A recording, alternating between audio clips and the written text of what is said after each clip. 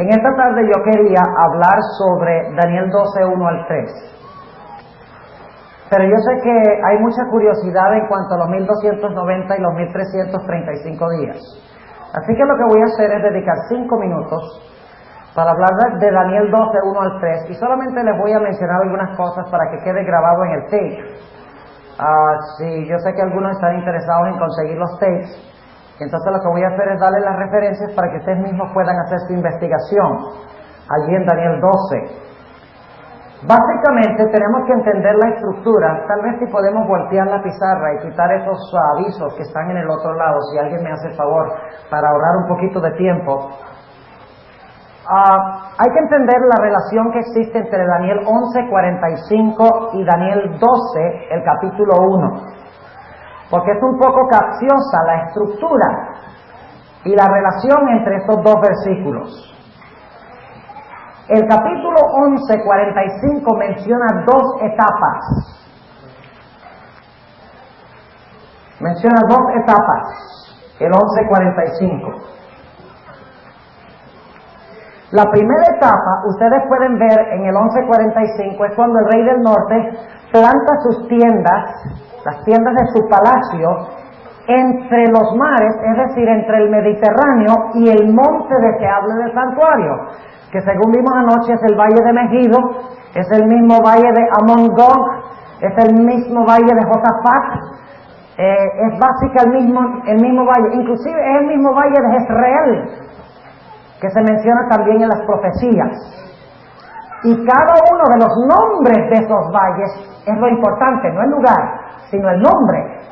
Josafat significa Jehová juzga. Armagedón significa monte de matanza, describe lo que va a pasar allí. Amon Gog significa multitud de Gog, a donde Gog llegará a su fin, sin tener nadie quien le ayude. Gog es un símbolo de Babilonia. Y el nombre Jezreel significa tambalearse como un borracho. Interesante. Eso es lo que va a pasar con los impíos. De lo importante no es el lugar, sino el significado del nombre. Por eso dice en Apocalipsis 16:16, y los reunió en un lugar que en hebreo se llama Armagedón. ¿Entiende? El énfasis es el significado del nombre en hebreo. No es el lugar. Un lugar que en hebreo se llama Armagedón. Y la palabra Har significa monte. Y Magedón viene de Megido. Monte de Megido. Ahora, no hay tal cosa como monte de Megido porque Megido es un valle.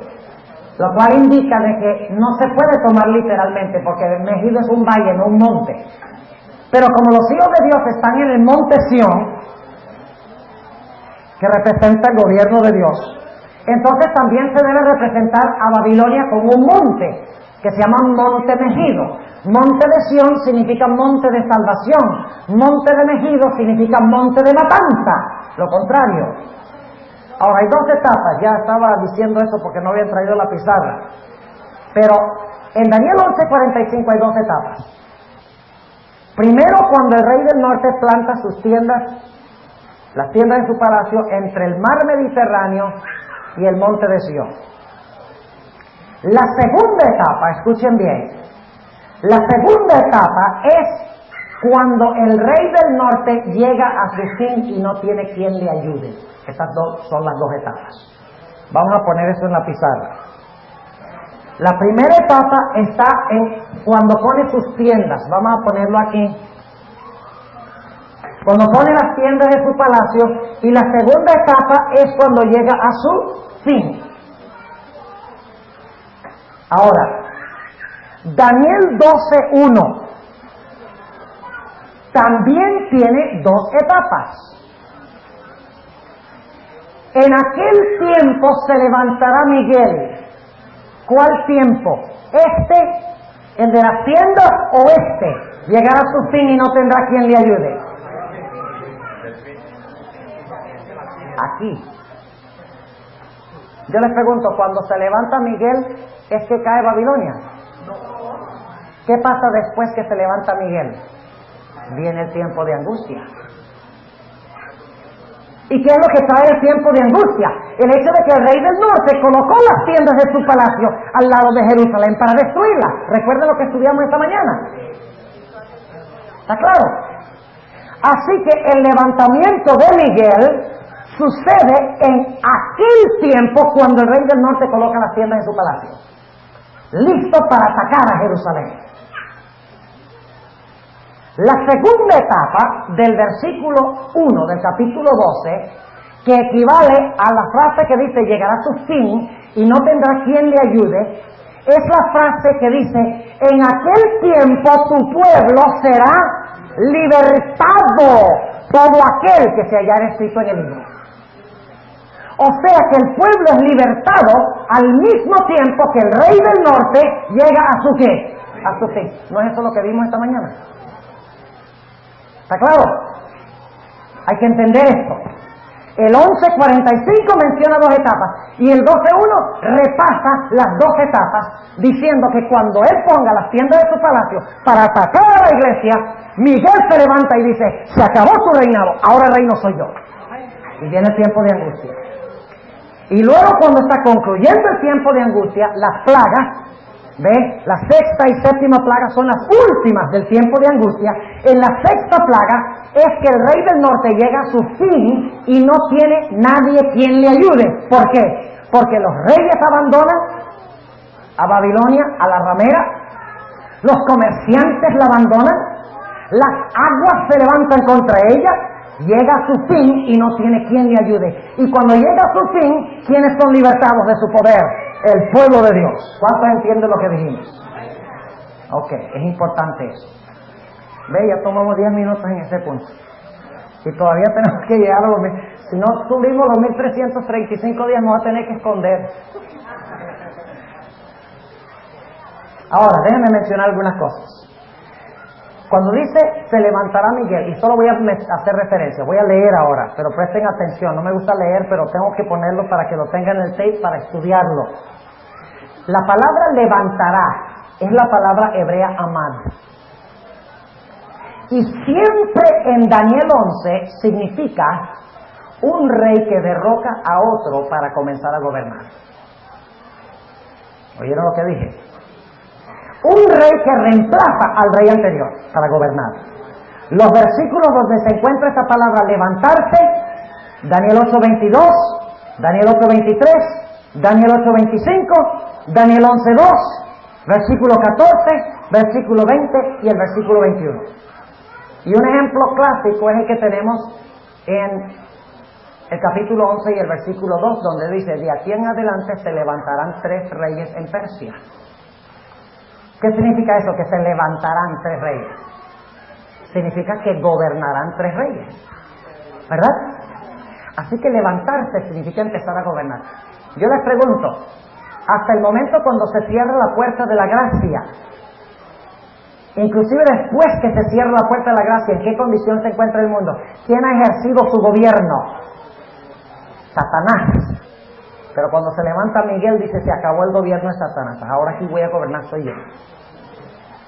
Y todos estarán de acuerdo de que fue un error pensar que Satanás podía implementar un sistema de gobierno mejor que el de Dios. En el tiempo de angustia se verá claramente el estilo de gobierno que hubiera implantado Satanás si hubiera tomado el lugar de Dios. Imagínense un universo gobernado por un Lucifer. Óigame. Por eso Dios permite que el mal continúe, para que podamos ver con estos 2 ojitos, para que quedemos vacunados por la eternidad. Y no le creamos nunca más a otro que diga, ay, yo podría poner un mejor gobierno que el de Dios. Mi ley sería más justa, habría más libertad. Después del pecado en este mundo, nadie va a comerse un cuento tal. El universo quedará para siempre vacunado. Bueno, esa es la palabra Nagid, príncipe. Se encuentra en Isaías 9:4, Daniel 1:7, Daniel 8, 11 y 25, Daniel 10, 13, 20 y 21 y Ezequiel 28:2. Significativo este texto. Ahora, cuando dice, en aquel tiempo se levantará Miguel, el gran príncipe que está por los hijos de su pueblo. Esa palabra por es la palabra en favor. Pueden leer Isaías 3:13. Ahí les dice claramente que Dios Dios se levanta en favor de su pueblo y juzga a los pueblos de la tierra. Significa en favor de su pueblo. Quiere decir que antes todos estaban luchando en contra de su pueblo. Y por eso Dios dice, ahora tengo que levantarme yo para hacer justicia aquí. Los hijos de tu pueblo, ¿quiénes son en este versículo? Que están por los hijos de tu pueblo. ¿Del pueblo de quién? ¿A quién le está hablando aquí? A Daniel. Dios le está diciendo que Miguel está por los hijos de tu pueblo, Daniel. ¿Y quién era el pueblo de Daniel? Ay, ahí tenemos un problema. Porque es que nosotros no somos israelitas.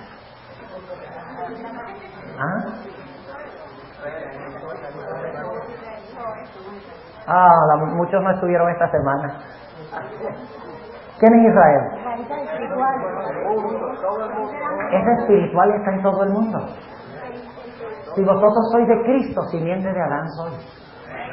Y mencionaba durante la semana que Yitzhak Shamir no es judío, según la definición bíblica. En cambio yo, que no tengo sangre judía, soy judío. Según la definición bíblica, ¿ves? Ahora, en los tiempos de Daniel, el pueblo de Dios, su pueblo, según Daniel 9:24, eran los judíos literales. Ustedes leen Daniel 9:24, habla del pueblo de Daniel, pero en su época. Pero como esto apunta al final de la historia, el pueblo de Daniel, ¿quién es? El Israel espiritual. Muy bien. Tiempo de angustia. ¿Ve cómo estoy andando rapidito? Tiempo de angustia. ¿Cuáles textos debemos estudiar? Ineludiblemente Génesis 32:7. Porque ese es el tiempo de angustia de Jacob. Cuando Esaú venía a destruirlo, a aniquilarlo. ¿Y Jacob qué hace? Lucha con el ángel del pacto.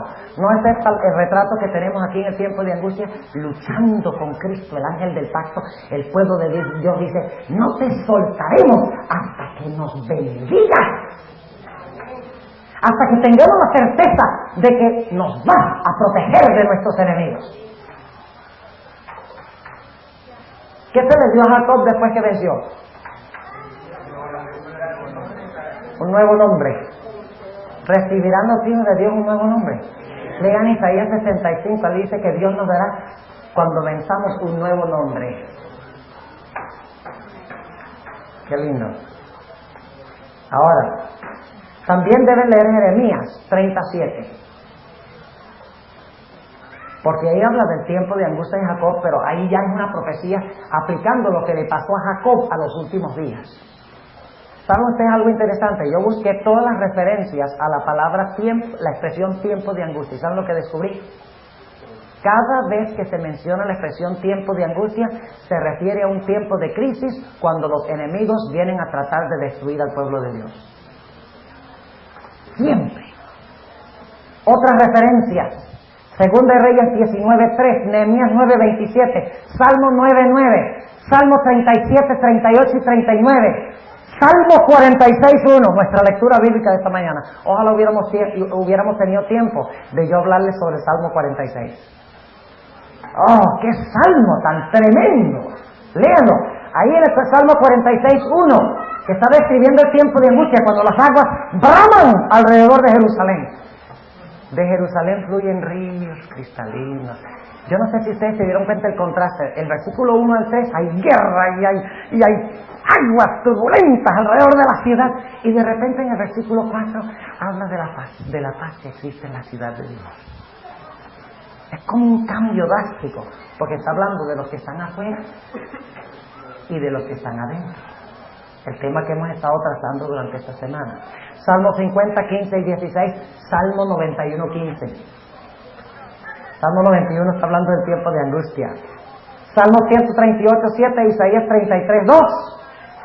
Isaías 37, 2, Sofonías 1, 15, Nahum 1, 7 y Habacuc 3, 16.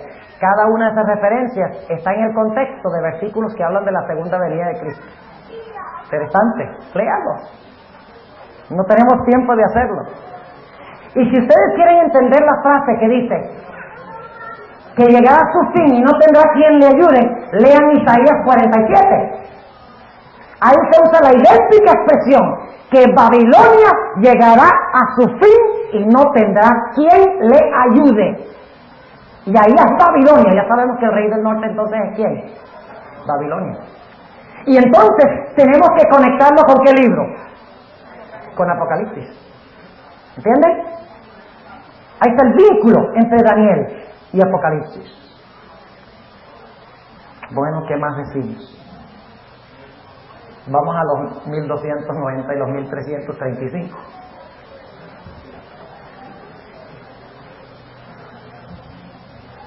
Y no pretendo tener todas las soluciones a todos los problemas, pero en mi mente yo creo que esta es la interpretación correcta. Y si ustedes notarán que conectaré varios versículos de la Biblia. En Daniel 7, ¿cuál es el único periodo de tiempo que se menciona? 1260 días. Tiempos y la mitad de un tiempo. Muy bien. En Daniel 8, ¿cuál es el único periodo de tiempo que se menciona?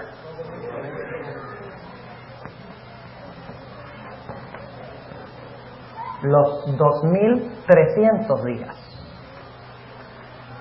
Son los dos periodos de tiempo que se mencionan en el libro de Daniel. ¿Correcto? ¿Hay alguno más? Bueno, se mencionan los 7 tiempos en Nabucodonosor. Pero ya sea aparte, porque eso es historia. Pero digo, proféticamente, antes del capítulo 12 son los únicos dos que se mencionan, ¿correcto? Ahora, ¿cuáles son? Bueno, en Daniel 12 se menciona nuevamente así que vamos a dejar eso a un lado, porque ya está mencionado. Pero ¿cuáles otros dos se mencionan en Daniel 12? 1290 y 1335. Ahora, esto los he puesto en esta columna por una razón especial. Porque vamos a encontrar que los 1290 días guardan una relación estrecha con los 1260 días. Y los 1335 días guardan una relación estrecha con los 2300 días. Son los 4 periodos de tiempo que menciona Daniel. Vamos a encontrar que los 2300 días enfatizan algo que sucedió en el cielo en 1844. Pero vamos a ver que lo que sucedió al concluir los 1335 días es algo que sucedió en la tierra en 1844. ¿Vamos bien? ¿Cuántos entienden hasta dónde vamos? No, todavía no les he dado la evidencia, pero ¿cuántos entienden hasta dónde hemos llegado, lo que les he dicho? A ver, ¿vamos bien? Ok. Ahora, ¿cómo sabemos nosotros que estos periodos de tiempo en Daniel 12, bueno, ¿por qué puse aquí Daniel 8? Bueno, aquí tenemos entonces, aquí tenemos los de Daniel 12, aquí. Estos son Daniel 12, y estos aquí son los de Daniel 7 y los de Daniel 8. Ahora, ¿cómo sabemos que hay una relación estrecha entre Daniel 8 y Daniel 12? Por una razón muy importante. Y es que el marco es el mismo. Vamos un momentico a Daniel 8. Vamos a Daniel 8. Y solo estoy lanzando las ideas para que ustedes sigan estudiando esto. No podemos. Tomaría un par de horas realmente hacer todo lo que tenemos que hacer. Pero quiero que tengan la idea, que les ayude a estudiarlo. Daniel 8 y el versículo 13. Y ahora escuchen bien, oí un santo que hablaba. Y otro de los santos dijo a aquel que hablaba. ¿A dónde están estos santos? ¿En la tierra o en el cielo? En el cielo, muy bien. Hay un santo que está hablando a otro santo. ¿Y cuál pregunta hace? ¿Hasta cuándo? Recuerden esa palabra, esa expresión. ¿Hasta cuándo durará la visión del continuo sacrificio y la prevaricación asoladora que pone el santuario y el ejército para ser hollados? Escuchen bien. ¿Hasta cuándo es que ese poder va a asolar el continuo? ¿Va a colocar la prevaricación asoladora? ¿Hasta cuándo va a pasar eso? Ese poder cae en la tierra en 1798. Pero es hallado falso en el cielo en 1844. ¿Entienden? Noten la pregunta otra vez. Dice, ¿hasta cuándo durará la visión del continuo? ¿Con qué profecía tiene que ver el continuo? ¿Con cuál de las dos? ¿Los 1270 o los 2300? Los 1270. ¿Hasta cuándo durará la visión del continuo y la prevaricación asoladora que pone el santuario y el ejército para ser hollados? Ahora, ya vimos en Daniel 7 que dura 1260 años. Pero en el próximo versículo va a explicar que su poderío terminará en 1844. Entonces surge la pregunta, ¿termina cuándo? ¿En 1798 o en 1844? ¿Cuándo es que termina? A ver, ¿cuántos dicen que en 1798? ¿Cuántos dicen que en 1844? ¿Cuántos tienen miedo de decir cualquier cosa? ¿Ah? O sea que la visión del continuo está incluida en el tiempo de ¿qué? De los 2300 días, pero termina antes. En la tierra cae el papado en 1798, pero ¿cuándo les quitaron su poderío según Daniel 7? Vamos a leerlo. Daniel 7. Y vamos a ver cuándo les quitaron su poderío. Dice en Daniel, el capítulo 7 y el versículo 8, estando yo contemplando los cuernos, he aquí que otro cuerno pequeño subía entre ellos, y delante de él fueron arrancados 3 cuernos de los primeros. Y aquí en este cuerno había ojos como ojos de hombre y una boca que hablaba grandeza. ¿Cuánto tiempo gobierna este cuerno? Versículo 25. Y hablará palabras contra el Altísimo, a los santos del Altísimo quebrantará y pensará en mudar los tiempos y la ley, y entregado será en su mano hasta tiempos y la mitad de un tiempo. ¿Cuánto tiempo gobierna el cuerno? Pero ¿cuándo les quitó el poder? Ante la perspectiva de Dios. Noten el versículo 9. Estuve mirando hasta que se pusieron tronos. ¿Dónde? En el cielo. Y un anciano de grande edad se sentó, cuyo vestido era blanco como la nieve. Ese es el equivalente de la purificación del santuario en Daniel 8.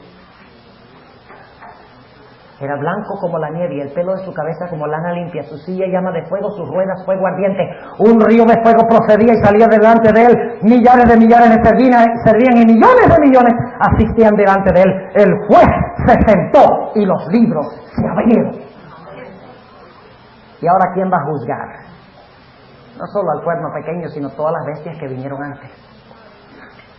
¿Las otras bestias ya habían caído en la tierra? A ver, ¿qué pasa? ¿Tuvieron mucho que almorzar? Las otras bestias ya habían caído en la tierra, pero había sido fallado en contra de ellos en el cielo. Noten lo que sigue diciendo en el versículo 11. Yo miraba a causa de la voz de las grandes palabras que hablaba el cuerno.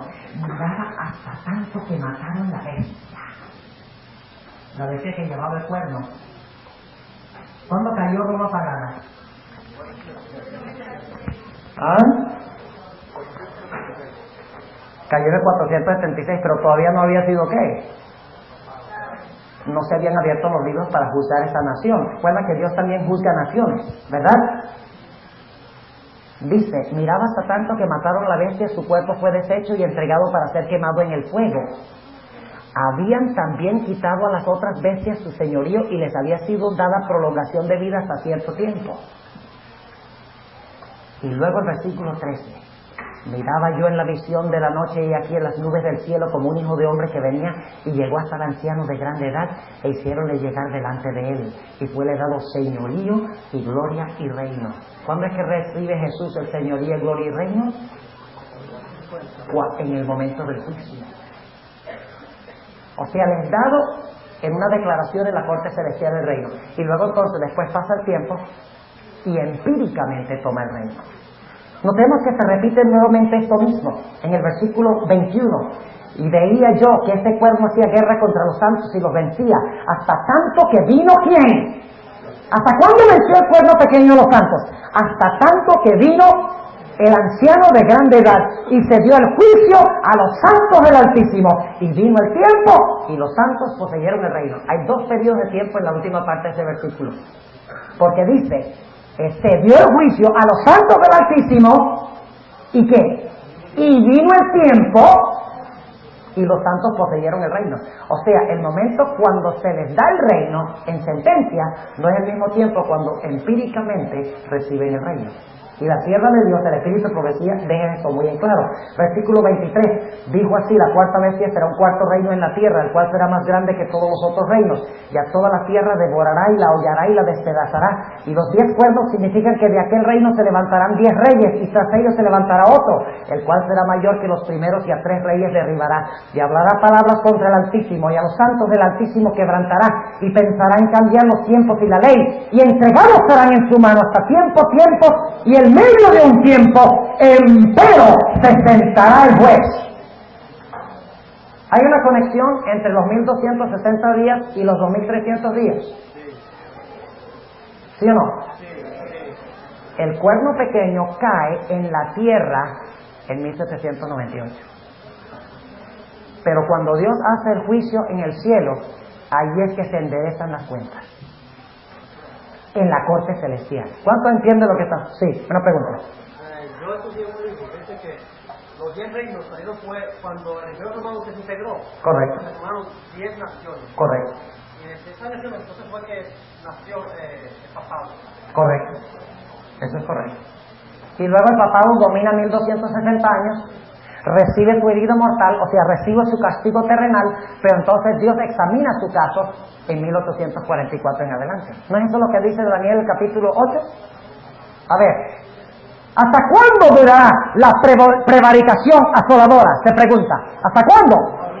Y la respuesta viene, hasta 2300 días y el santuario será purificado. ¿Hasta cuándo durará el que quita el continuo? Hasta 1844.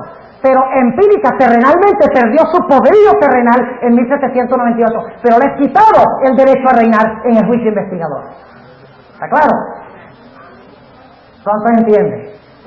Ok. Sí.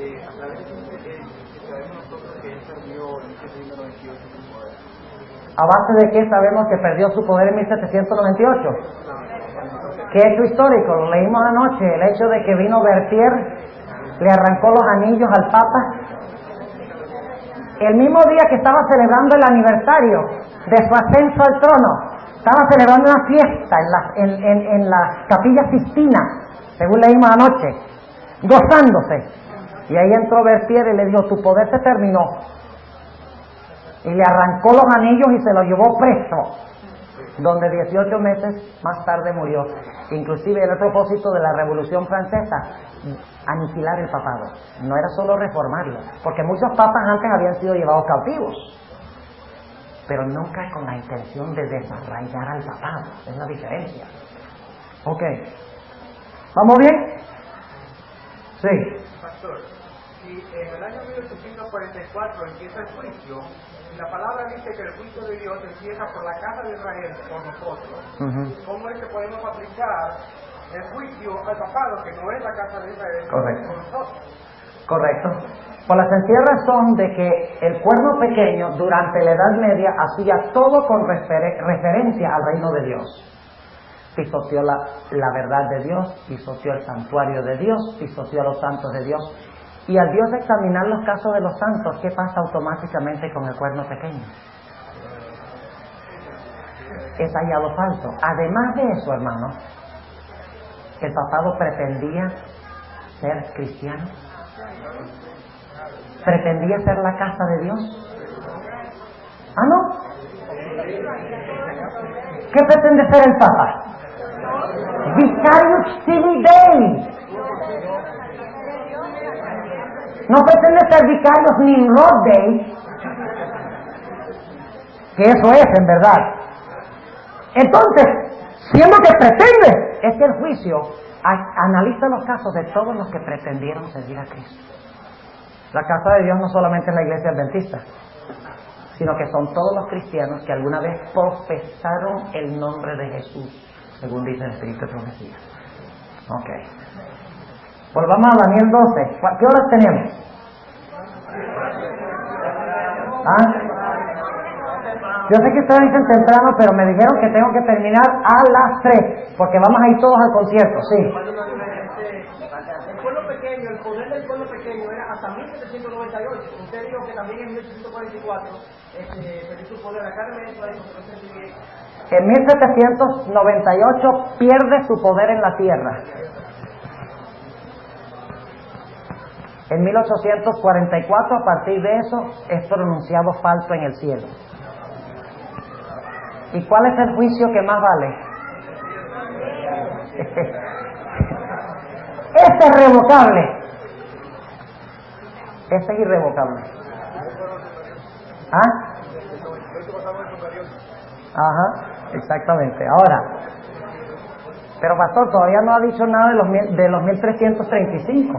Ah, pero hay que ir paso por paso. Ahora, vamos al versículo, vamos a notar. Ustedes recuerdan el ambiente de Daniel 8, ¿verdad? Hay dos seres que están hablando, uno al otro, ¿verdad? Y uno le pregunta al otro, ¿hasta cuándo durará la visión del que pisotea el continuo sacrificio y pone la abominación asoladora?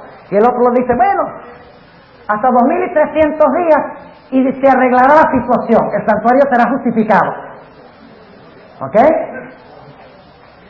Ahora, ¿tenemos el mismo ambiente en Daniel 12? Fíjense, Daniel 12 y empezando en el versículo 4.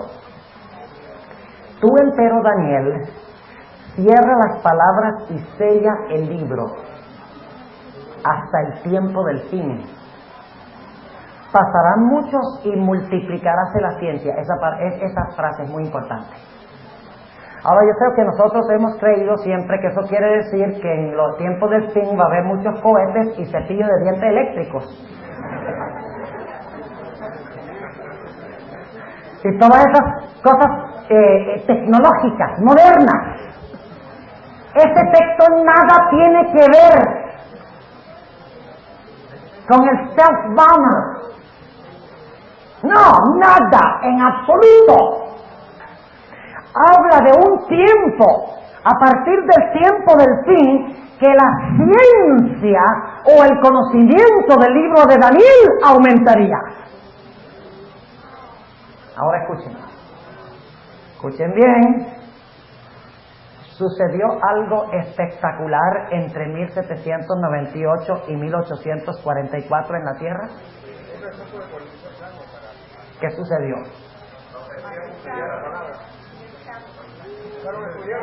El chasco, muy bien, ¿qué más?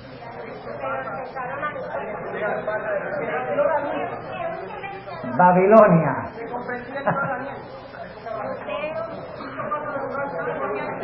¿Qué movimiento levantó Dios entre esos años? Para desenmascarar en la tierra el poder del cuerno pequeño y para anunciar que en el cielo se iba a fallar en contra de él. La reforma se realizó nada más 300 años antes. Fue el gran movimiento milerita. Pues que ustedes creen que Dios que en 1798 se cumple una profecía y en 1844 se cumple otra y Dios hace algo en el cielo y no le dice a nadie en la tierra qué pasó en el cielo. ¿Creen ustedes que Dios iba a levantar un movimiento para anunciarlo? ¡Claro que sí! Y fue un movimiento interdenominacional, interconfesional, internacional. África, América, Europa, Oceanía. Y el mensaje central era hasta 2300 días y el santuario será purificado. Y decían, ha caído el papado, tal cual lo dijo la profecía.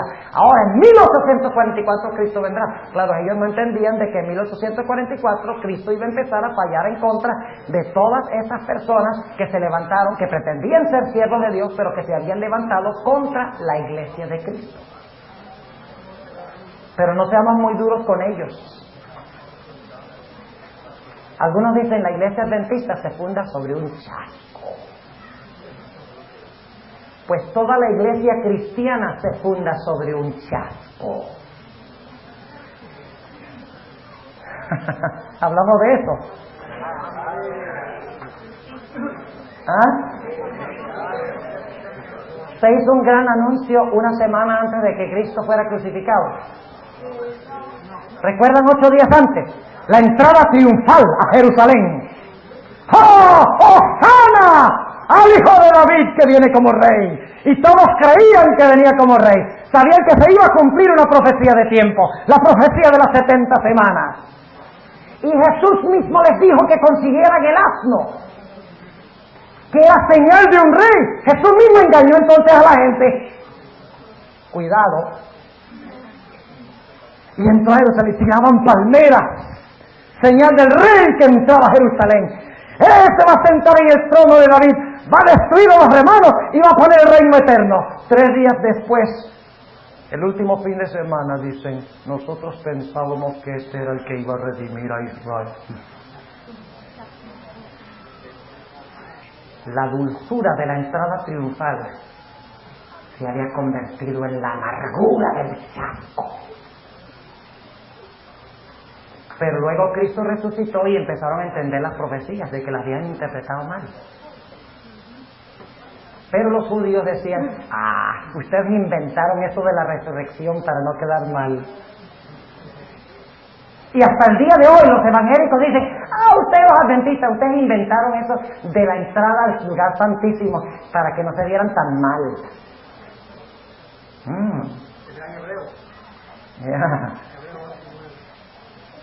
Hay más que podríamos decir de eso. Pero si la iglesia adventista fue fundada en un chasco, la iglesia cristiana también. Y luego después fue necesario que los apóstoles salieran y profetizaran otra vez. Y lo mismo la iglesia adventista. Y los apóstoles fundaron la iglesia cristiana y los adventistas fundaron la iglesia adventista. Bueno, esa es otra cosa, diferente. Tú, empero Daniel, cierra las palabras y sella el libro. ¿Cuál libro? Hasta el tiempo del fin. Pasará mucho sin multiplicarse la ciencia. O sea, iba a venir un tiempo cuando el conocimiento del libro de Daniel iba a aumentar. ¿Y el libro iba a ser qué? Le digo, sella el libro, pero en el tiempo del fin, ¿qué? El libro será abierto y de repente tendrán ciencia o conocimiento. En inglés es la palabra knowledge, la palabra yada en hebreo. O sea, se conocerán las profecías de Daniel, se entenderá Daniel. Dijimos que esto se cumple ¿con quiénes? Con los mileritas. ¿Dónde habla la Biblia de un librito que estaba cerrado y lo abrieron? Interesante, ¿no? Apocalipsis 10. ¿Creen que sería bueno ir allá? Y no crean que estamos dando vueltas, no. Pastor Paul no quiere llegar a los 1335. Quiero llegar, pero me gustaría llegar cuando estamos listos para llegar. Porque el que sale rápido se quema a mitad de camino. Apocalipsis 10. Hablando del movimiento milerita. Y vi otro ángel fuerte, y este es el mismo primer ángel, escuche, este es el primer ángel de Apocalipsis 14. El mismo primer ángel de Apocalipsis 14. ¿Saben que el primer ángel de Apocalipsis 14 es Cristo? El ángel del juicio.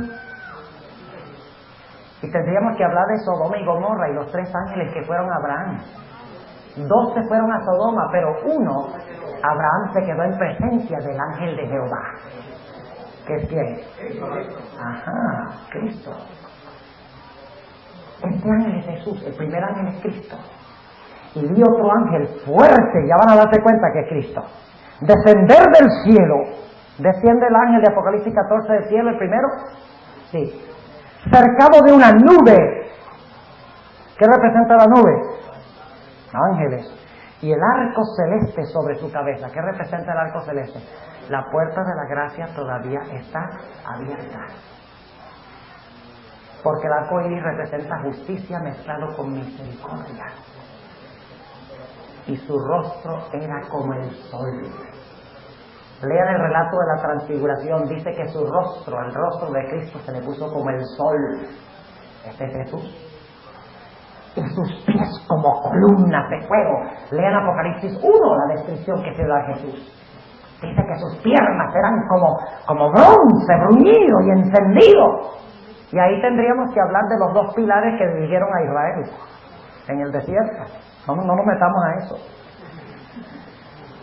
Versículo 2. Y tenía en su mano un librito abierto. Realmente dice que hubo sido abierto, o que había sido abierto, lo cual significa que en un tiempo estuvo ¿qué? ¿Saben ustedes cuál es el único lugar en la Biblia donde existe un libro que fue sellado o cerrado? Daniel 12, y el versículo 4 y el versículo 9. No hay más libros sellados en la Biblia. Sabemos entonces que este es el libro de ¿qué? De Daniel. Y puso su pie derecho sobre el mar. El mar significa el viejo mundo, Europa, y el izquierdo sobre la tierra, el nuevo mundo, los Estados Unidos. ¿Fue eso donde primordialmente se proclamó el mensaje? Sí, Señor. Y clamó con grande voz, como cuando un león ruge. ¡Ah! ¿Quién es el león de la tribu de Judá? Cristo es el león de la tribu de Judá. Entonces, ¿quién es este personaje? Es Cristo. Y cuando hubo clamado 7 truenos, hablaron sus voces. Ya avancemos un poquito en el... ¿Ustedes quieren saber más en cuanto a los truenos? Y Apocalipsis 10, compren el libro Symposium on Revelation. Es un libro que está en inglés. Pueden conseguirlo de la conferencia general Symposium on Revelation. En inglés. Lamentablemente, dicen que en el cielo vamos a hablar español. Pero para llegar al cielo hay que poder leer inglés.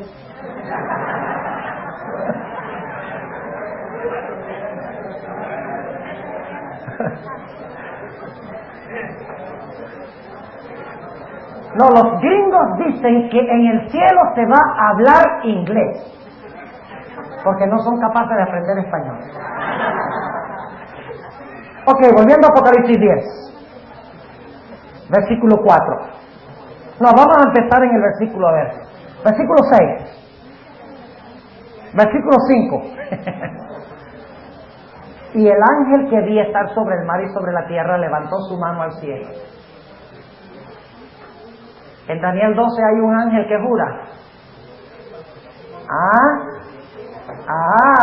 Hay una conexión aquí. Y el ángel que vi estar sobre el mar y sobre la tierra levantó su mano al cielo y juró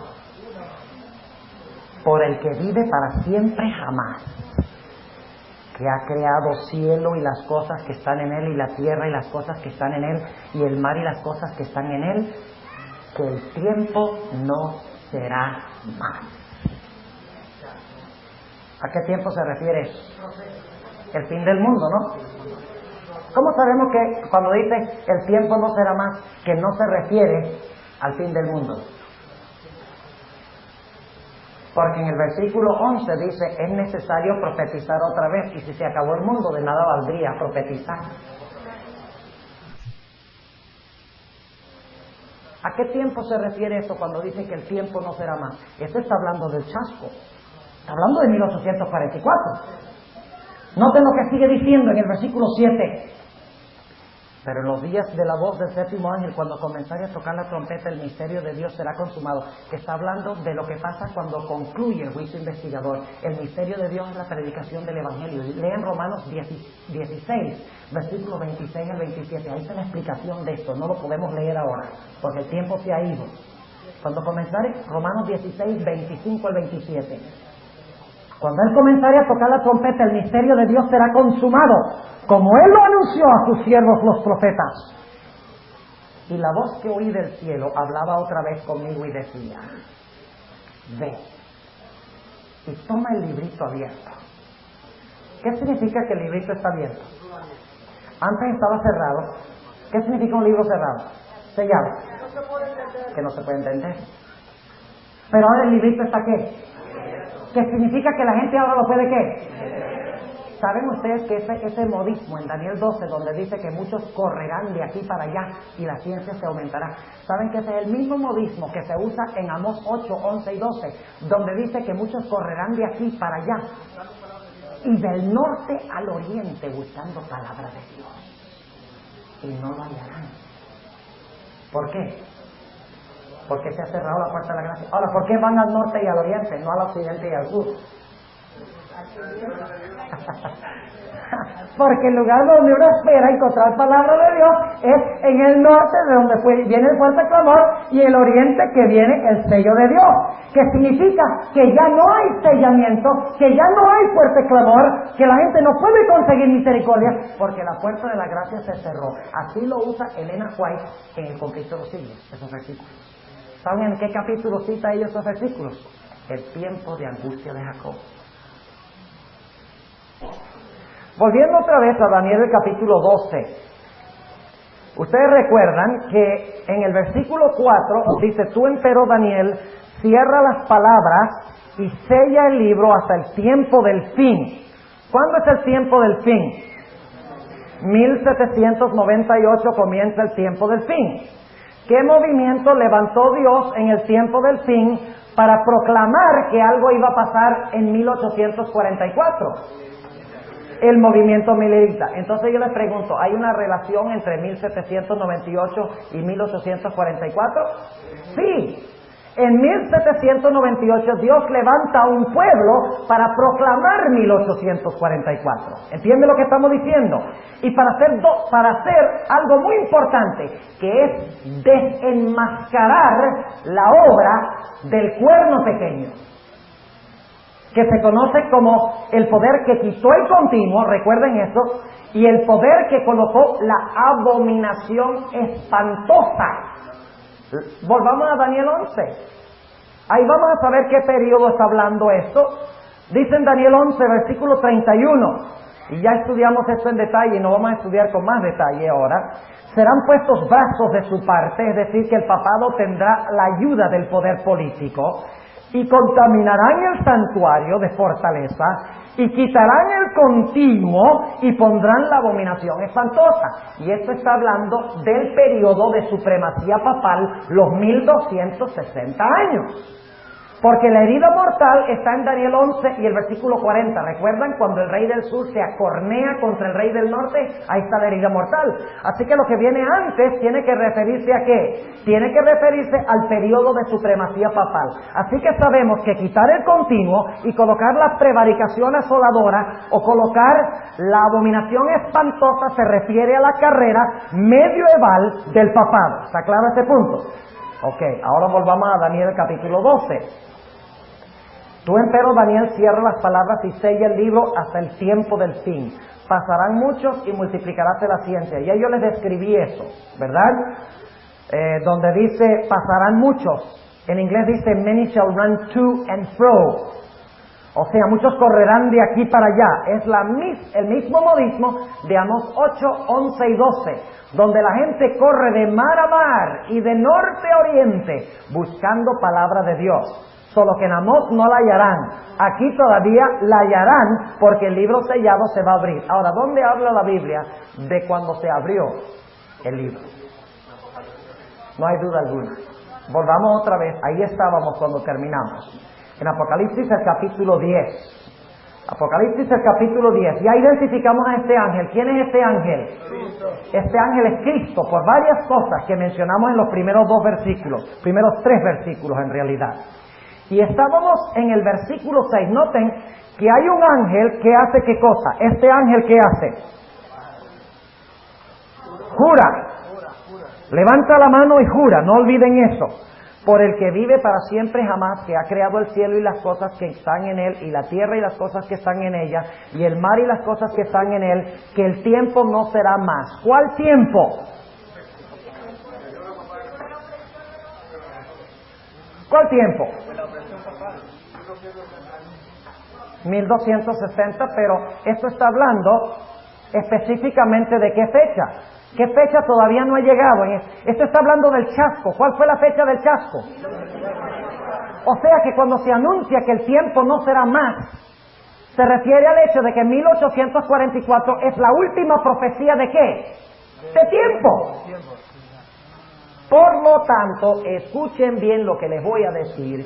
Si ustedes encuentran a alguien que está jugando con las profecías de tiempo y está aplicando los 1335 días y los 1290 días, tratando de fijar fechas para el cierre de gracia, para la ley dominical, para el derramamiento de la lluvia tardía o cualquier otro evento, córranle como la lepra.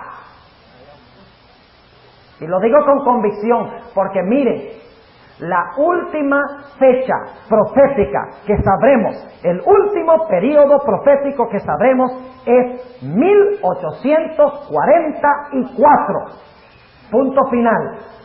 Y si yo hubiera sabido que iba a ampliar tanto los 1335 años, les hubiera traído 3 páginas de citas que tengo de los escritos de Elena White, donde ella dice que nunca más se fijará una fecha para ningún evento profético.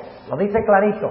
Y hay una nueva compilación del espíritu de profecía sobre eventos finales, y hay un capítulo entero con muchas más citas que las que yo tengo en esas 3 páginas. Pero yo he traducido muchas de las citas que solo están en inglés. Si alguno está interesado, puede darme su dirección y yo le mando esas 3 páginas de citas del espíritu de profecía. Anóteme su nombre y dirección, ponga citas sobre fijar tiempo y yo les mando esto sin cobro alguno. Pues estamos en sábado y no les puedo cobrar. Pero si ya se hubiera puesto el sol, de todas maneras no les cobraba. Ahora, está claro, el tiempo no será más. ¿Cómo sabemos que esto no se refiere al fin del mundo?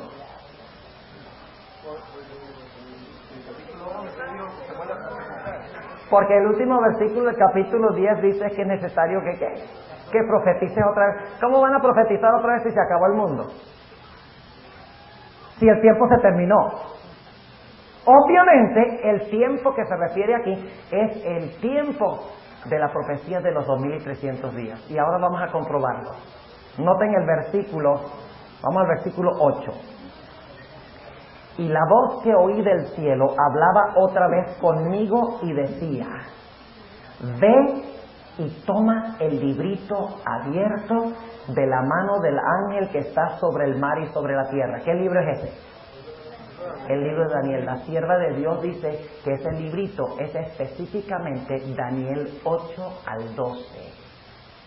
Eso es lo que ella dice. Daniel 8 al 12. Es un librito dentro del libro de Daniel. Es un segmento especial dentro del libro de Daniel. Y recuerdan que hablamos sobre la estructura de Daniel 8 al 12 y vimos que hay una relación entre cada uno de esos capítulos durante esta semana. Ahora dice, toma el librito. ¿Librito qué? Abierto, lo cual significa que antes estaba ¿qué? Cerrado. ¿Cuál es el único libro que jamás haya sido cerrado según la Biblia? Daniel. Tiene que ser el libro de Daniel, que antes no se entendía y ahora se iba ¿a qué? A entender. Y luego dice en el versículo 9, y fui al ángel diciéndole que me diese el librito. Y noten que no es un librote, es un librito. El libro de Daniel tiene 12 capítulos. Y si es que el capítulo 8 al 12, si es verdad que es un librito, un biblión, ese en el griego, biblión, de donde viene nuestra palabra Biblia. Y él me dijo, toma y trágalo. ¿Cuántos de ustedes alguna vez han comido un libro? ¿Ah? Ahora, usamos el modismo en inglés, decimos, man, I ate that book up. ¿Verdad? That was a good book. I just chewed it up. Me lo comí. ¿Qué significa esto? Significa que me deleité con qué? Con el mensaje. I couldn't put it down. Eso, a eso se refiere, comer el librito. ¿Cuál librito? Daniel 8 al 12. ¿Qué profecía hay en Daniel 8? Los 2300 días, ¿verdad? ¿Y qué esperaba esta gente que proclamó este mensaje sobre Daniel, el libro abierto de Daniel? Los 2300 días. ¿Qué esperaban? La venida de Cristo. ¿Conoce usted algo más dulce para el cristiano que la esperanza de la venida de Jesús? Pero algo pasa. Toma y trágalo. Y Él te hará amargar tu vientre, pero en tu boca será dulce como la miel. ¿Fue dulce el libro de Daniel para los que proclamaron el mensaje, la hora de su juicio ha llegado? ¿Fue dulce? Este capítulo, hermanos y hermanas, justifica la existencia de la iglesia adventista. Porque la profecía dice que la iglesia adventista iba a empezar con un chasco. Lo dice la Biblia. Inclusive la sierva de Dios declara que Dios ocultó un error en la predicación de los mileritas en cuanto a lo que iba a pasar, porque quería probar la fe de las personas que estaban escuchando el mensaje del advenimiento. ¿Y cuántos quedaron después del zarandeo? Un manojito de personas. Entonces yo pregunto, ¿estaba esa gente lista para ir al cielo?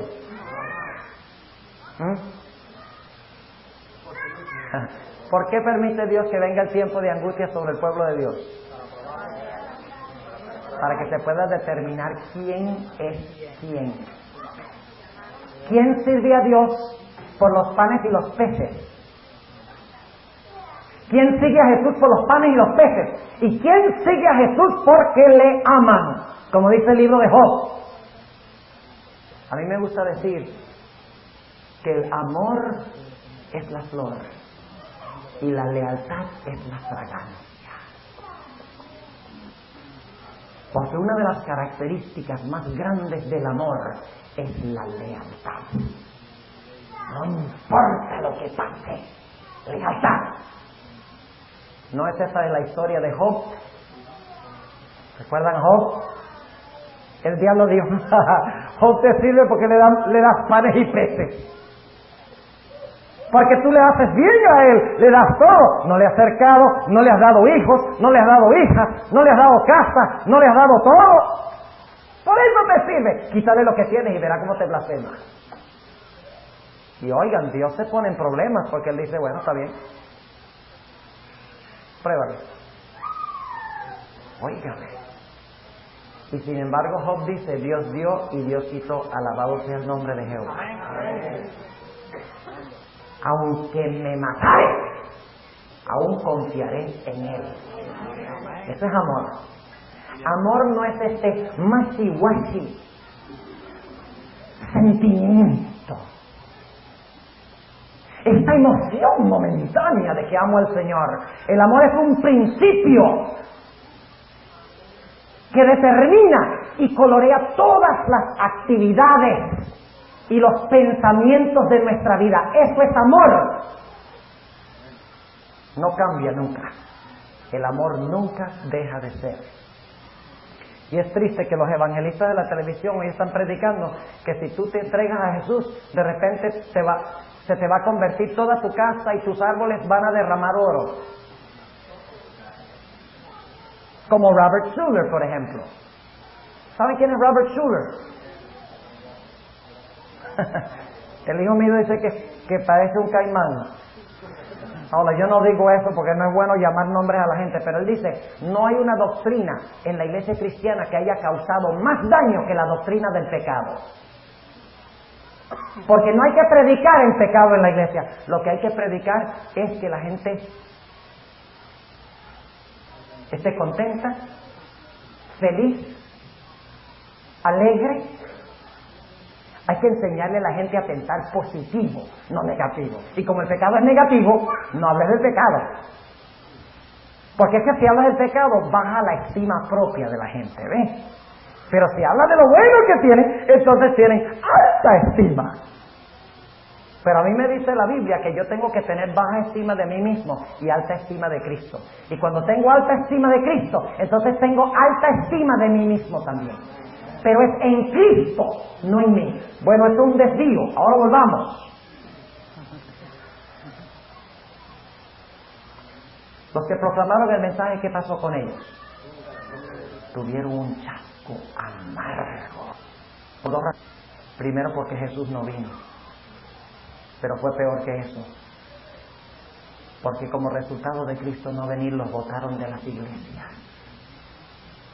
Se burlaban de ellos. Como se burlaban de Eliseo, sube calvo. La hermana White usa esa historia para referirse a las burlas que se dieron después del chasco.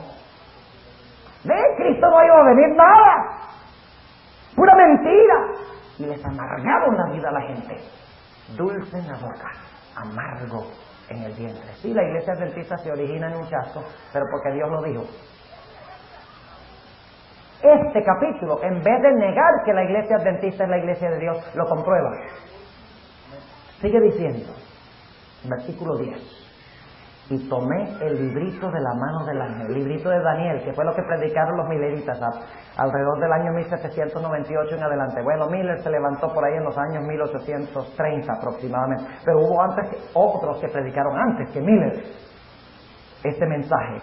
Y dice, tomé el librito de la mano del ángel y lo devoré. Noten que no dice que se lo comió, se lo devoró. Y era dulce en mi boca como la miel. Y cuando lo hube devorado fue amargo en mi vientre. Y él me dice, es necesario que otra vez profetices a muchos pueblos y gentes y lenguas y reyes. Y por eso es que la iglesia adventista está aquí hoy. Sencillamente porque como Cristo no vino, se le ha encomendado a la iglesia adventista la tarea de profetizar otra vez. ¿Qué quiere decir profetizar? ¿De dónde debemos sacar nuestro mensaje? ¿De dónde predicaron estas personas que tragaron el librito? De toda la Biblia, pero específicamente ¿de dónde? De Daniel. Ahora, ¿puede usted profetizar otra vez si no ha profetizado antes? No. ¿Qué significa la palabra otra vez? Significa que hay que hacerlo de nuevo. O sea, ¿cuál es el mensaje central aún de la iglesia adventista? Las profecías ¿de qué? De Daniel y Apocalipsis. Eso es lo que tenemos que estar predicando. Dejémonos de tantos jueguitos, fun and games, y de estar echando un cuentico. Buscar un versículo y leer el versículo, ponerle de apéndice 4 cuenticos que pongan a reírse a los hermanos, y entonces leer un versiculito al final. Se burlar a la gente. Nuestros hermanos están hambrientos y sedientos de la solidez de la palabra. Yo he podido comprobar otra vez eso esta semana con los jóvenes. ¿Quién se hubiera imaginado los jóvenes viniendo mañana y tarde a escuchar sermones sobre algo tan aburrido como Daniel 11? ¿Ah? No, a los jóvenes hay que hablarles de sexo y matrimonio. Ese es el tema candente. ¿Cómo prepararte para el matrimonio? Que tú te puedes preparar para el matrimonio, pero si no te preparas para la segunda venida, de nada te valió el matrimonio.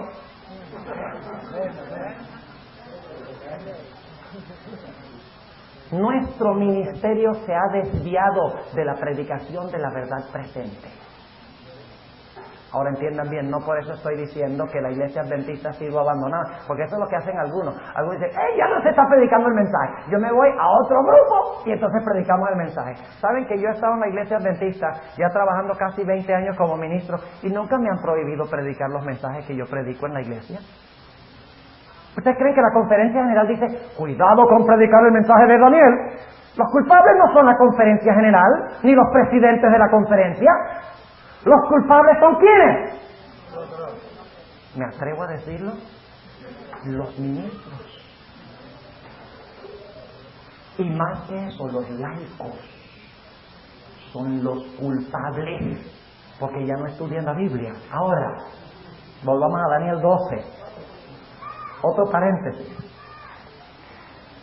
Volvamos otra vez a Daniel 12, vamos paso por paso aquí, Daniel el capítulo 12, ya vamos a llegar a los 1335.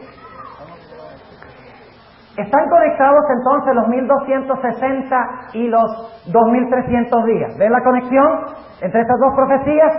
Ok, ahora, ¿creen ustedes que debe haber una conexión entonces entre los 1290 y los 1335? ¿Creen ustedes que debe haber una conexión? Si los 1290 están relacionados con los 1260, sería razonable, y claro, no debemos ir por la razón sino comprobarlo, y lo vamos a hacer, sería razonable concluir que los 1335 van relacionados con los 2300, porque son los únicos dos periodos de tiempo que se mencionan en Daniel, 1260 y 2300, fuera de los periodos de tiempo que tenemos ¿dónde? En Daniel capítulo 12. Ahora vamos a Daniel capítulo 12 y el versículo 5. ¿Ustedes recuerdan el ambiente de Daniel 8? Había un ser que estaba hablando con otro ser, ¿recuerdan? Y uno de los seres le preguntó, ¿hasta cuándo serán estas cosas? ¿Recuerdan? Tenemos el mismo ambiente en Daniel 12. Noten el versículo 5. Y yo, Daniel, miré, y aquí otros dos que estaban el uno de una parte a la orilla del río y el otro de la otra parte de la orilla del río, lo mismo que tenemos en Daniel 8. Y dijo al varón vestido de lienzos que estaba sobre las aguas. Fíjense, ¿hay cuántos aquí? Hay 3. Uno en un lado, otro en el otro lado y uno que está encima del río, que es el varón vestido de lienzos, que es ¿quién? Jesús, exactamente. Y dijo al varón vestido de lienzos que estaba sobre las aguas del río, ¿cuándo será el fin de estas maravillas?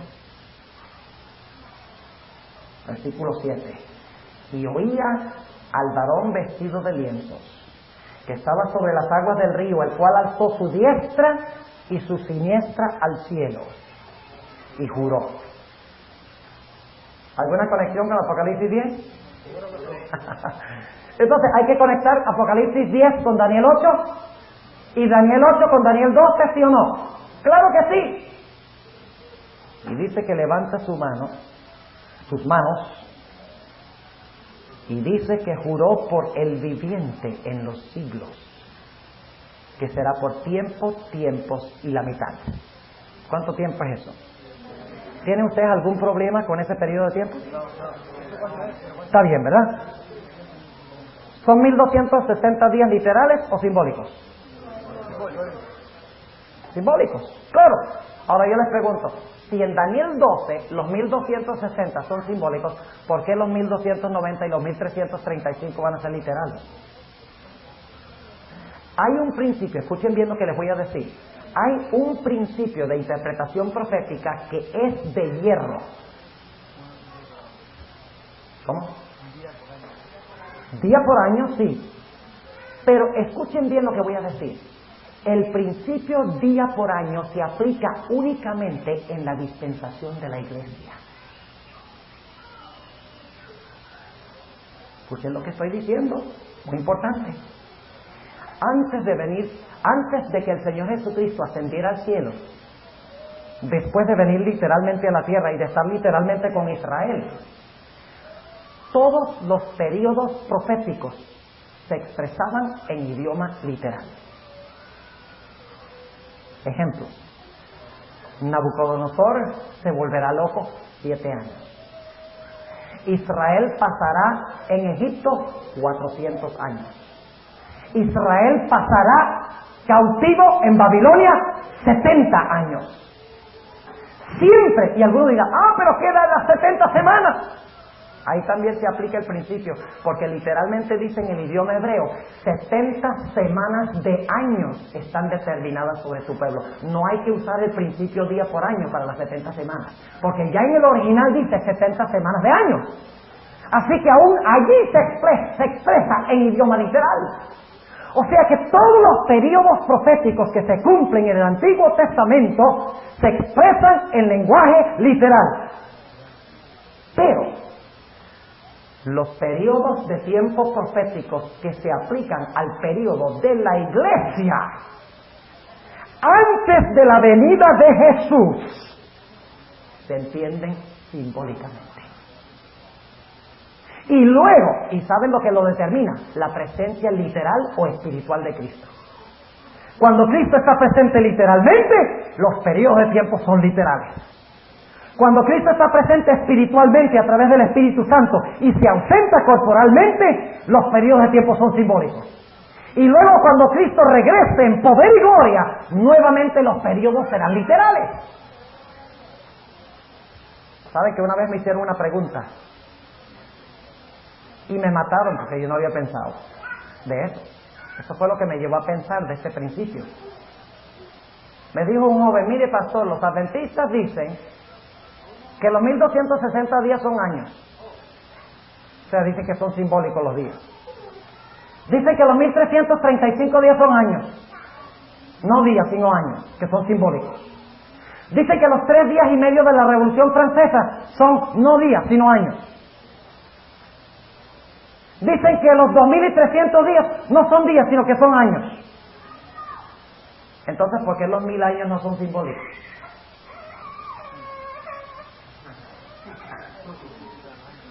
¿Por qué los 1000 años no representan 360.000 años?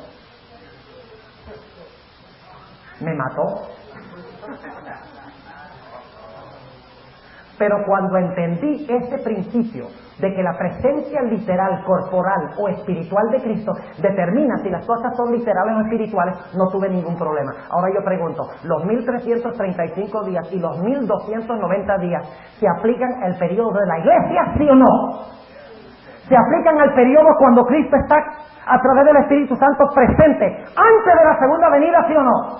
Entonces esos periodos de tiempo hay que entenderlos no como literales, sino como simbólicamente.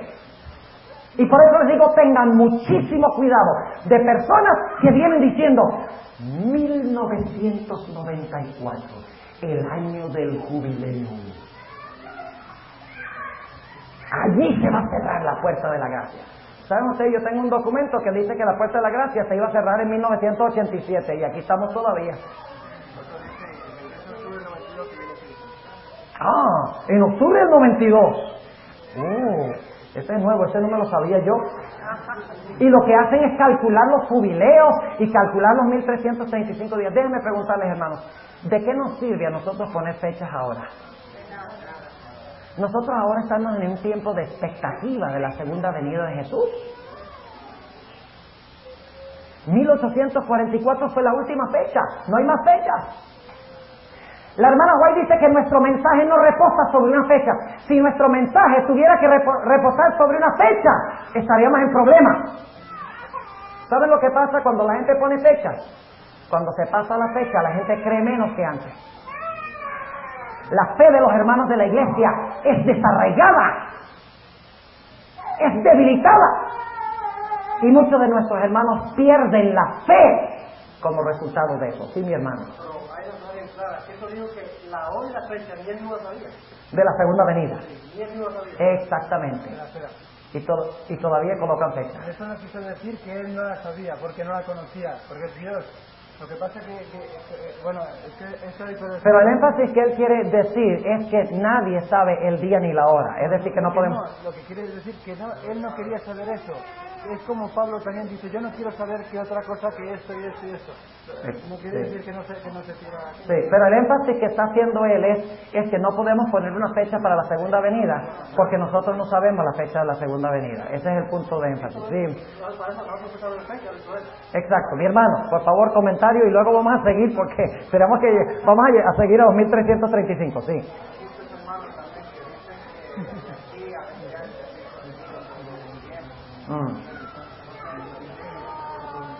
Ajá.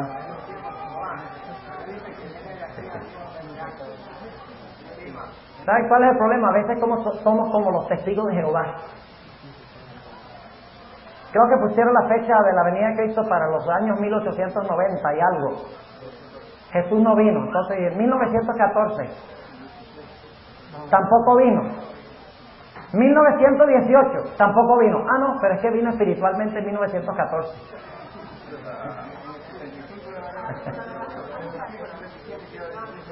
Ay, ay, ay. El Señor nos libre de las personas que colocan fechas. El Señor nos libre de eso. Ahora, noten, dice tiempo y la mitad de un tiempo, y cuando se acabara el esparcimiento del escuadrón del pueblo santo, es decir, cuando el papado deje de perseguir a los hijos de Dios, y cuando sucedió eso, 1798, todas estas cosas serán cumplidas. Y ahora noten, dice, y yo oí, mas no qué, mas no entendí. ¿Por qué necesita Dios explicar más? Podría haber terminado esto en el versículo 7, ¿sí o no? ¿Por qué no terminó Dios Daniel en el versículo 7? Porque Daniel no entendía ni papa.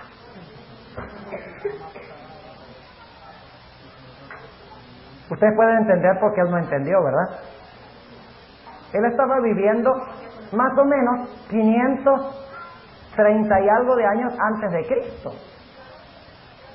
Todavía faltaban 2000 y pico de años para que se cumpliera esto. 2500 años, en efecto, para que se cumplieran todas estas cosas. Entonces no debe sorprendernos. Entonces note lo que dice, versículo 8.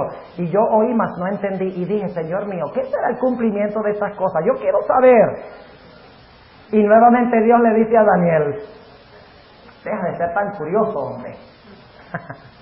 Eso es lo que le está diciendo, versículo 9. Y dijo, anda Daniel, que esas palabras están cerradas y selladas hasta el tiempo del cumplimiento. Esa expresión es hasta el tiempo del fin, idéntica a la expresión que encontramos en el versículo 4. Cierra las palabras y sella el libro hasta el tiempo del fin. Es la idéntica expresión, solo que ahí se traduce hasta el tiempo del cumplimiento. En realidad es hasta el tiempo de ¿qué? ¿Hasta cuándo está sellado Daniel? Hasta el tiempo del fin, cuando termina tiempo y la mitad de un tiempo. ¿Vamos bien? Pero Dios dice, pobrecito, vamos a decirle algo más. Y desde el tiempo que fuere quitado el continuo sacrificio hasta la abominación espantosa, es una mala traducción, realmente es desde el tiempo que fuere quitado el continuo sacrificio y se coloque la abominación espantosa. No está diciendo desde acá hasta allá, sino desde el momento que se quita el continuo y se pone la abominación espantosa, habrá 1290 días. Ahora, fíjense algo interesante de este versículo. Este versículo nos da un evento para comenzar el periodo, ¿sí o no? ¿Cuál es el evento que comienza el periodo de los 1290? Ahí dice claramente, desde que se quita el continuo y se coloque la abominación espantosa, desde ese momento tú puedes contar 1290 días hacia adelante. ¿Ok? Cuenta 1290 días hacia adelante. Hay un punto de comienzo y un punto de fin. Pero ¿qué diríamos de los 1335 días? ¿Hay un punto de comienzo para los 1335 días? No. Dice, y voy a leer otra vez el versículo 11 para captar el contexto. Y desde el tiempo que fuere quitado el continuo sacrificio hasta la abominación espantosa, habrá 1290 días. Bienaventurado el que esperare y llegare hasta 1335 días. ¿Hay algún punto de inicio para los 1335? No. Lo cual indica de que el punto de inicio de los 1335 días es el mismo punto de inicio de los 1290. Y el hebreo lo indica claramente, dice, desde el tiempo que fuere quitado el continuo, y no sacrificio, el continuo, y se coloque la abominación espantosa, habrá 1290 días. Pero bienaventurado el que esperare y llegare hasta 1335. O sea que los 1290 y los 1335 empiezan o terminan, perdón, no terminan, sino que empiezan al mismo tiempo.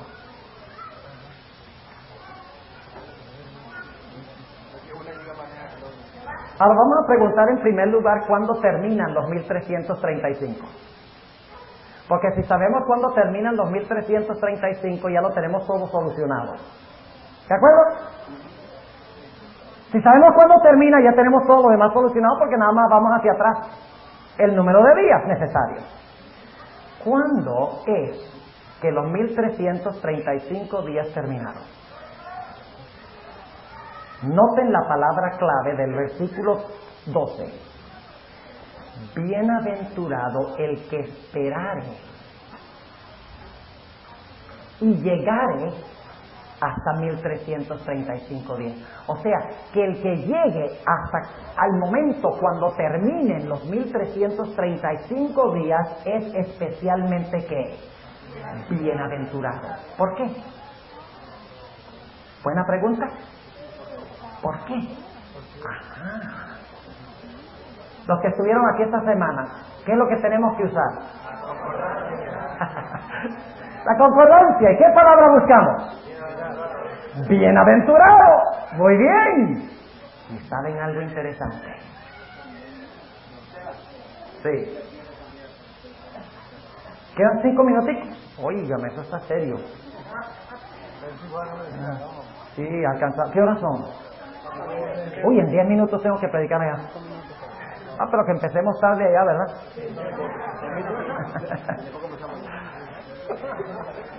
Hora hispana. Nada más hay 5 minutos en el café.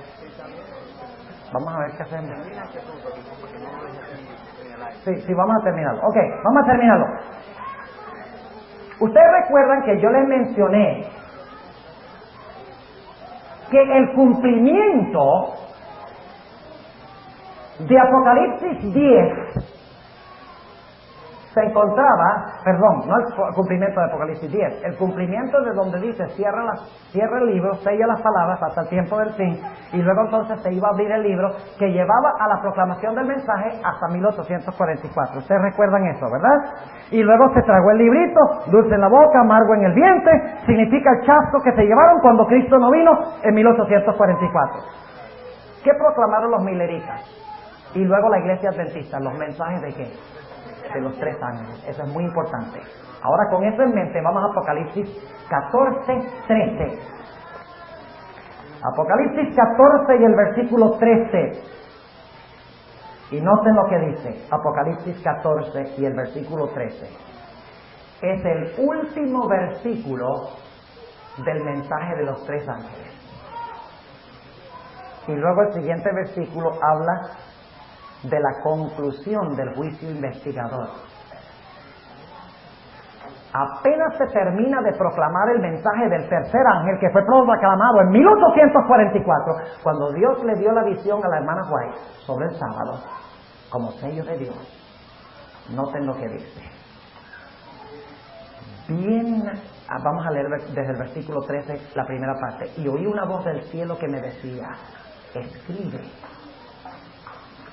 bienaventurados los muertos que de aquí en adelante mueren en el Señor.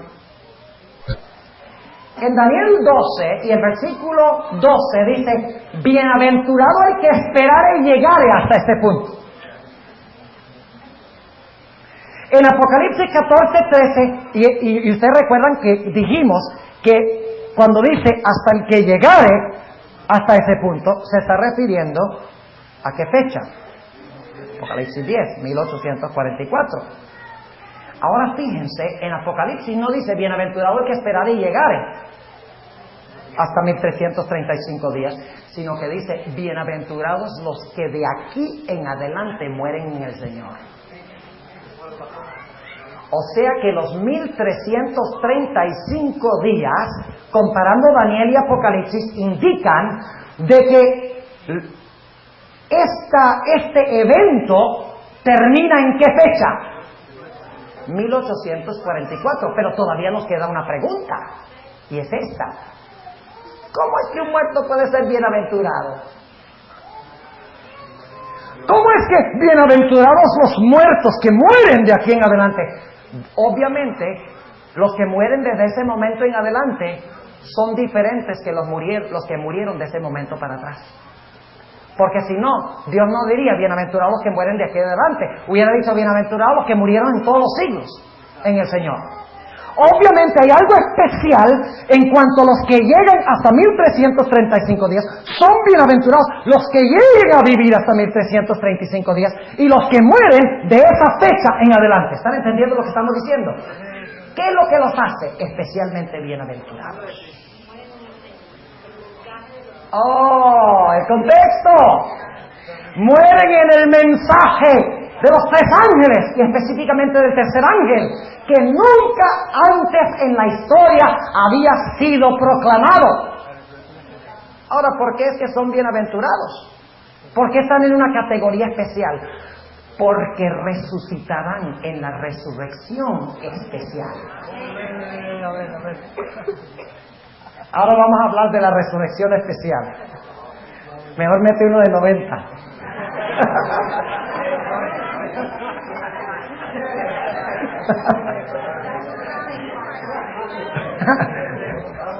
No metan uno de 90, estoy nada más bromeando.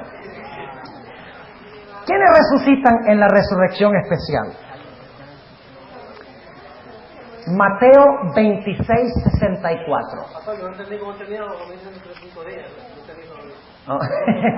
Tiene que ir a avisarle allá de que vamos.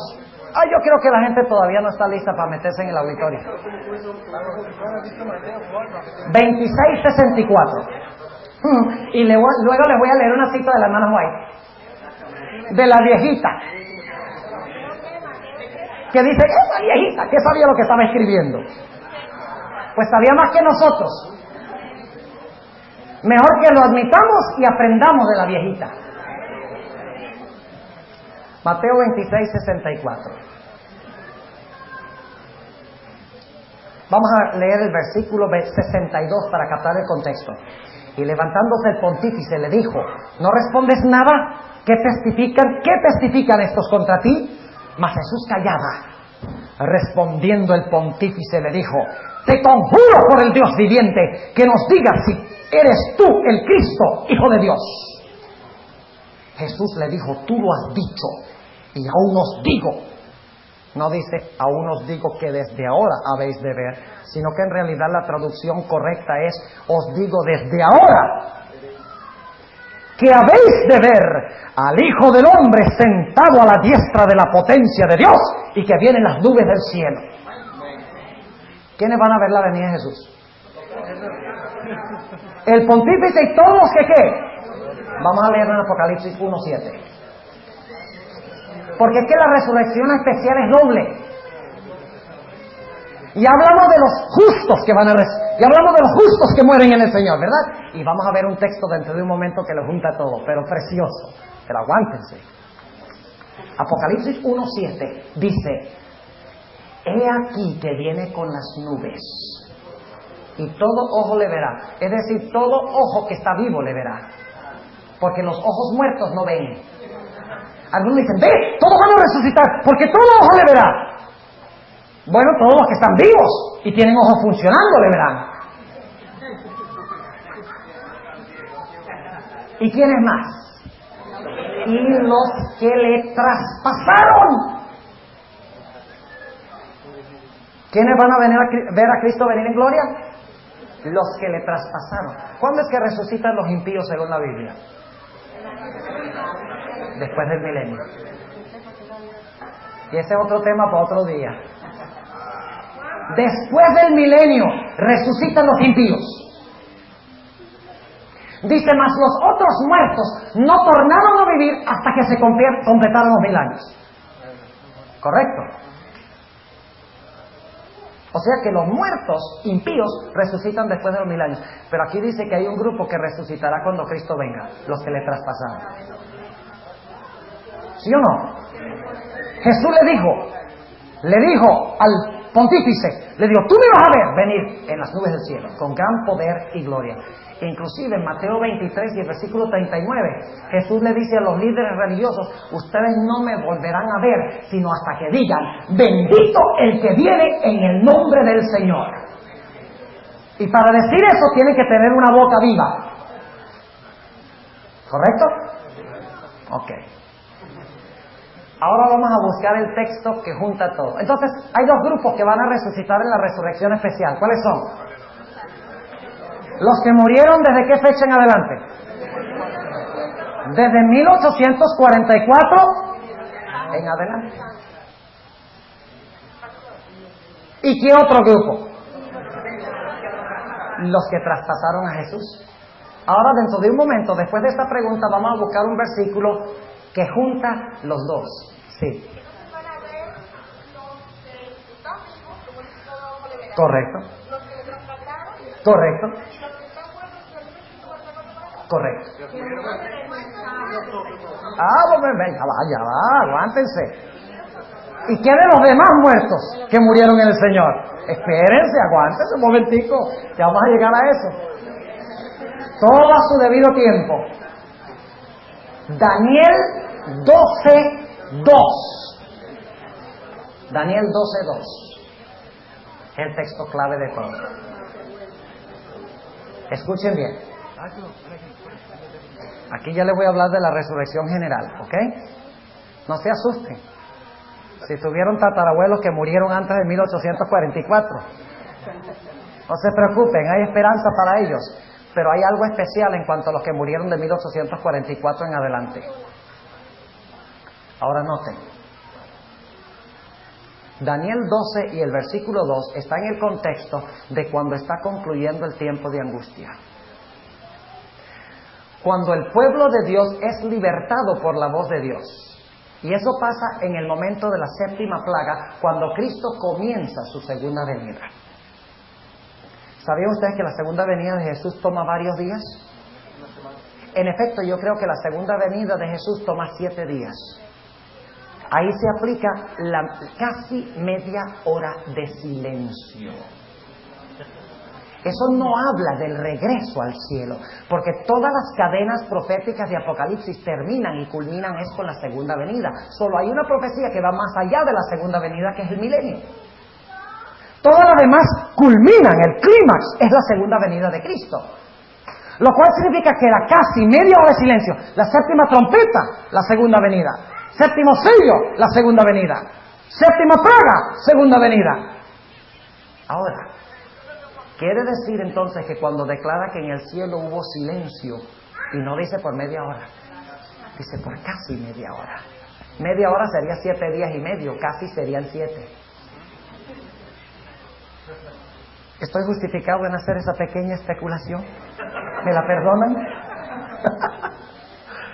Yo espero que sí. ¿No es lógico?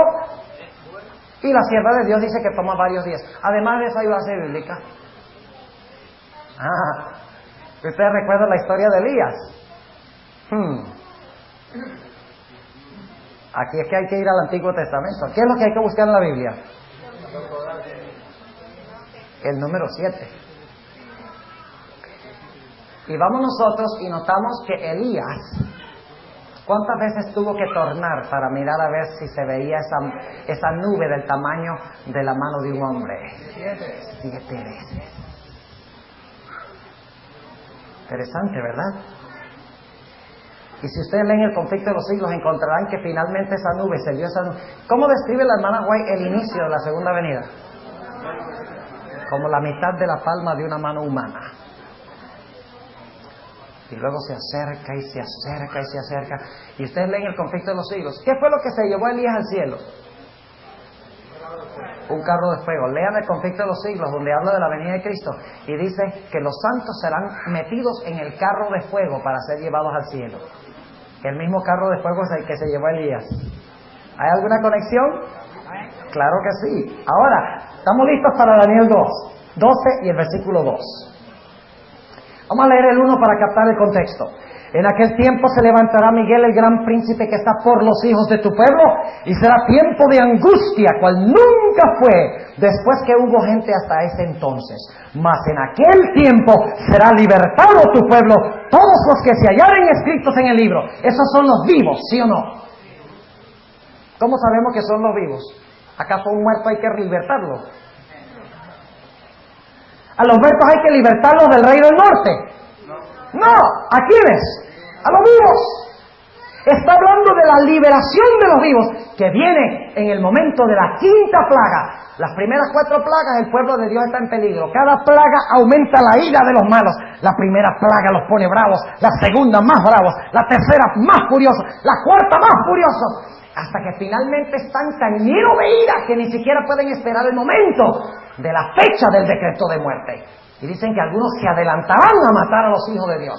Y cuando están a punto de lanzarse sobre los hijos de Dios, dice que tinieblas más sombrías que la oscuridad de la noche caen sobre la tierra. ¿Qué plaga es esa? La quinta de oscuridad. Luego dice en la misma página, la sierva de Dios, página 693, dice que los impíos son contenidos en el acto. ¿Qué plaga es esa? El secamiento del Éufrates. Y luego la hermana White cita los versículos que hablan de la 7ª plaga en la siguiente página. Qué interesante. Pero como no cita el versículo que dice que se secará el Éufrates, dice, la hermana White no tiene nada que decir del secamiento del Éufrates. Podemos creer que eso es Turquía. Porque la hermana White no dice nada, ni se lo crean. La hermana White tiene mucho que decir de la 6ª plaga. Lo que pasa es que no cita los versículos, porque había una controversia en sus días. Y ella dijo, yo no quiero levantar más controversia y peleas en la iglesia. Yo lo pongo de tal manera que los entendidos lo entiendan algún día, investigándolo, para conservar la unidad en la iglesia. ¿Nos dice eso algo a nosotros? Yo tengo la verdad. Y viene, dice alguien, yo tengo la verdad. Y viene entre los hermanos de experiencia y no ven luz en el asunto, dicen, yo la predico si me da la gana. Aunque traiga división en la iglesia, la misma sierva de Dios, inspirada por Dios, profetiza del Señor, prefirió expresar las cosas de una forma que tenemos que investigar para descubrirlas, que decirlas abiertamente y traer discordia al cuerpo de Cristo. Y eso dice mucho de estos grupos disidentes que tienen el propósito mayormente de dividir y de fragmentar la iglesia de Cristo. Versículo 2. Al mismo tiempo que los hijos de Dios son libertados, pasa algo. Y muchos, ¿qué dije yo? ¿Cuánto es muchos? ¿Todos?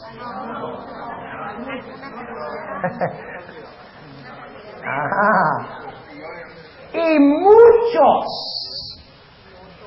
de los que duermen en el polvo de la tierra serán despertados. Y usted dice, bueno, pero los muchos son los hijos de Dios y los que quedan faltando son los malos. Nice try. Muchos de los que duermen en el polvo de la tierra serán despertados, unos para vida eterna y otros para vergüenza y confusión perpetua. Los que le traspasaron. Y los que murieron en la fe del mensaje perseverante. ¿Saben en qué radica la ventaja de los que mueren desde 1844 en adelante? En el hecho de que ellos verán la segunda venida con los 144,000 de comienzo a fin. Mientras que los demás muertos resucitan ya cuando los ángeles vienen a tocar la puerta de la tumba. Cuando los ángeles vienen, cuando ya Cristo está sobre la tierra, entonces manda a sus ángeles y despiertan a los demás muertos. Pero los 144,000, que es un número que tiene que ser porque se forman durante el periodo de la iglesia. ¿Ven? Los 144,000 que estarán vivos serán unidos con los que traspasaron a Cristo Jesús. A eso se refiere también la expresión: la sinagoga de Satanás vendrá y adorará a vuestros pies, en relación con la iglesia de Filadelfia, sinagoga de Satanás. Y entonces también estarán allí los que murieron en el mensaje del tercer ángel. Bienaventurados los que de aquí en adelante mueren en el Señor. Ahora, ¿cuándo entonces culminan los 1335 días? ¿Cuál es la fecha de terminación de los 1335?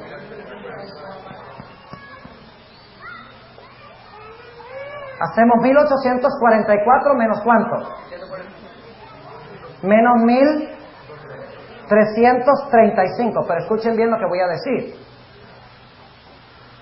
Aparentemente uno tiene que restar de 1844, pero no dice en la profecía: bienaventurado el que llegue hasta el final de los, o sea, al final de los 1335 días, sino el que llegue hasta los 1335 días, al comienzo de ellos, hasta el comienzo de 1844. Lo cual significa que no restamos de 1844, sino del último día ¿de qué? De 1843. Porque el último día de 1843 nos lleva hasta el momento cuando comienzan los 1300.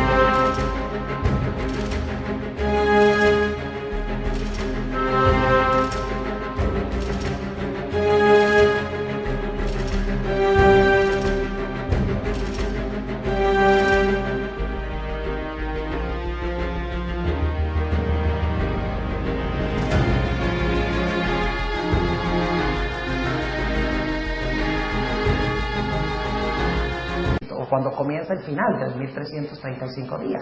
Entonces, ¿qué tenemos? 13 menos 5, 8. 3 menos 3, 0. 8 menos 3, 5. ¿Cuál es la fecha de inicio de los 1335 días?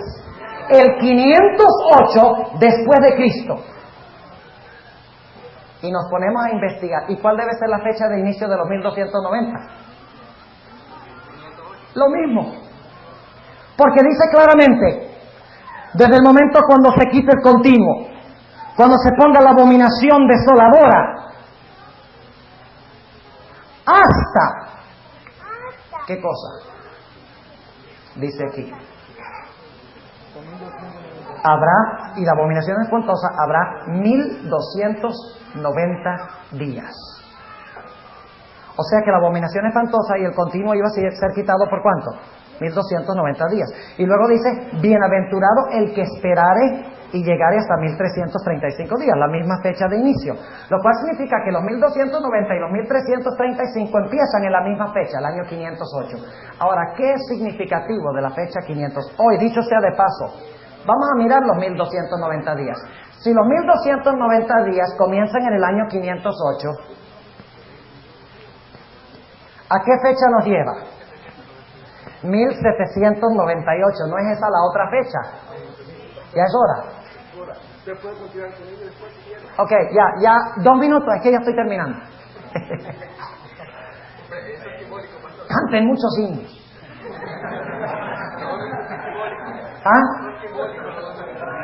Los 2 minutos simbólicos, sí, proféticos. Ok, ahora fíjense. Los 1290 y los 1335 empiezan en el 508. Y fíjense, qué peculiar. Lo que pusimos aquí se aplica, ¿verdad? Fíjense. Los 1290 van vinculados ¿con qué? Con los 1260. Y los 1335 van vinculados ¿con qué? Con los 2300. Fíjense. Ahora, ¿qué pasó en el año 508? Ustedes pueden leerlo de una forma bien ampliada en el libro de Uriah Smith, Las Profecías de Apocalipsis. Ahí les da todos los detalles. En esa fecha, Clodoveo, rey de los francos, por primera vez en la historia, le ofreció al poder papal todo su poder político para llevar adelante el poder de la Iglesia Católica. Es decir, le dio una base política para que la Iglesia Católica extendiera su poder, quitara el continuo y pusiera la abominación espantosa a nivel de toda Europa. ¿Y qué?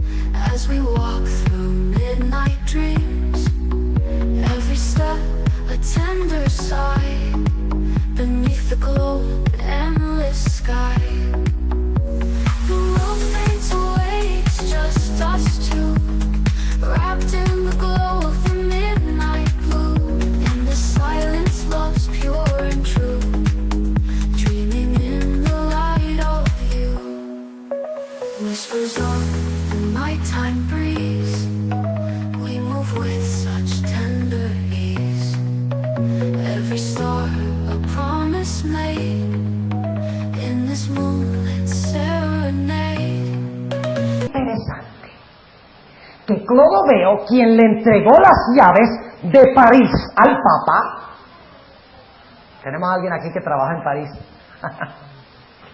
que le entregó las llaves de París al Papa, exactamente 1290 años más tarde, París le arrancó las llaves al Papa. Qué interesante. Bueno, hasta ahí llegamos. ¿Cuánto les quedó claro la profecía de 1290 y 1335? ¿Les quedó claro? Ok, ha sido un placer estar con ustedes. Han sido buenos escuchas, buenos alumnos. Me he disfrutado mucho. Salgo bendecido de aquí. Que Dios les guarde. Vamos a orar. Y ahora vamos a... Les prometí mencionarles la cita de la viejita, de la hermana Elena G. White, donde habla de la resurrección especial. Es interesante notar que ella en la página 695 del Conflicto de los Siglos dice lo siguiente: los sepulcros se abren y muchos de los que duermen en el polvo de la tierra serán despertados, unos para vida eterna y otros para vergüenza y confusión perpetua. Todos los que murieron en la fe del mensaje del tercer ángel salen glorificados de la tumba para oír el pacto de paz que Dios hace con los que guardaron su ley. Los que le traspasaron, los que se mofaron y se rieron de la agonía de Cristo y los enemigos más acérrimos de la verdad y de su pueblo, son resucitados para mirarle en su gloria y para ver el honor con que serán recompensados los fieles y obedientes. Y luego más adelante en el mismo capítulo, la sierva de Dios habla de la resurrección general de todos los hijos de Dios que murieron antes de 1844, lo cual significa que los que murieron después de 1844 están en un grupo especial.